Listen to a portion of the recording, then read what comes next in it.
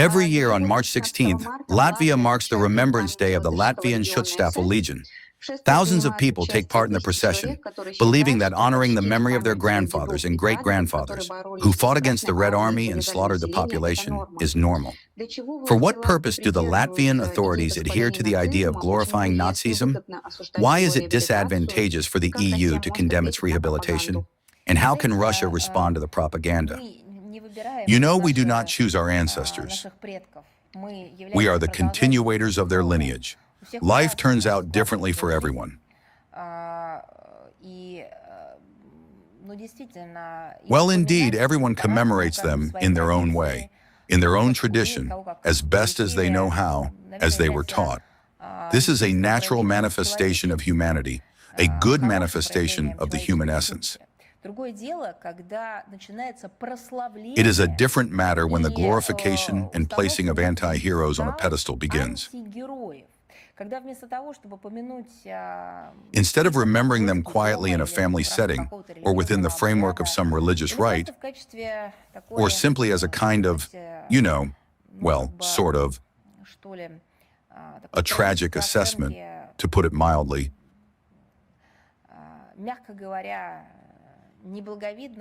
of the unseemly or even criminal deeds of their ancestors. Instead of that, we see real processions and their glorification. That is unacceptable. Therefore, I'm simply taking your question as my starting point. That is exactly how I'm phrasing the beginning of my answer. Russia resolutely condemns the ongoing neo-fascist bacchanalia in Latvia and in general in the Baltics. This is not about people not having the right, so to speak, to commemorate their ancestors, but about the fact that they do not have the right to make heroes out of criminals and force others to forget who was a hero and who was a criminal.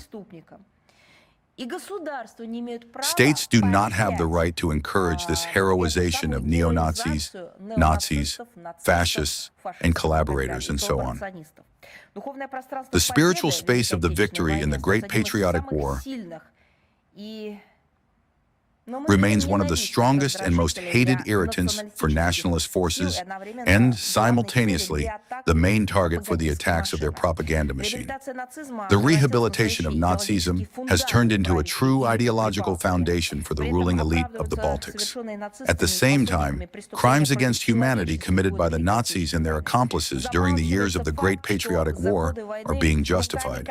The fact is being silenced that over the years of the war, the hands of local Baltic executioners destroyed, in Latvia, over 300,000 civilians and approximately the same number of prisoners of war. In Lithuania, 150,000 civilians and 230,000 prisoners of war. In Estonia, about 61,000 civilians and 64,000 captured Soviet soldiers. For what? They were destroyed because they fought against Nazism and fascism. That is exactly how it should be said. The territories, on the territory of the Baltics, including by the hands of those who will march through the streets of Riga, in particular on March the 16th, another disgraceful event is planned. The local residents, particularly those of Jewish nationality, were almost completely annihilated. The participation of Baltic collaborators in the extermination of the Jewish population is still carefully concealed, although over the recent decades, books have already been released telling specifically about the crimes of the Baltic regimes during the years of the Second World War. And now we see how they paint heroes of resistance against Soviet power out of executioners. The European Union is well aware of this Baltic specificity, but in every way covers up the facts of the rehabilitation of Nazism in favor of frenzied Russophobia. Today, Russian diplomacy has to consistently oppose the massive falsification of historical events and the revision of the outcomes of the Second World War. The Ministry of Foreign Affairs of Russia carries out systematic and coordinated coordinated work to counteract these malicious tendencies. Evidence of the spread of Nazi ideas in the Baltic states with the connivance of the authorities is clearly highlighted in the reports of the Ministry of Foreign Affairs of Russia, timed May 9th. 80 years after the Great Victory, the shadow of Nazism has again covered Europe, and on the situation in a number of European countries regarding the defilement and destruction of monuments erected in honor of those who fought against Nazism during the years of the Second World War. They are published on the website of the Ministry of Foreign Affairs of Russia in Russian and English, and are available on our social media. This same theme is disclosed in the regular reports of the Ministry of Foreign Affairs of Russia on the situation regarding the heroization of Nazism, the spread of neo-Nazism, and other types of practices that contribute to the escalation of contemporary forms of racism and racial discrimination, xenophobia, and related intolerance. Fascism did not pass then, in 1945, although before that it had already marched through the countries of Western Europe and moved to the east.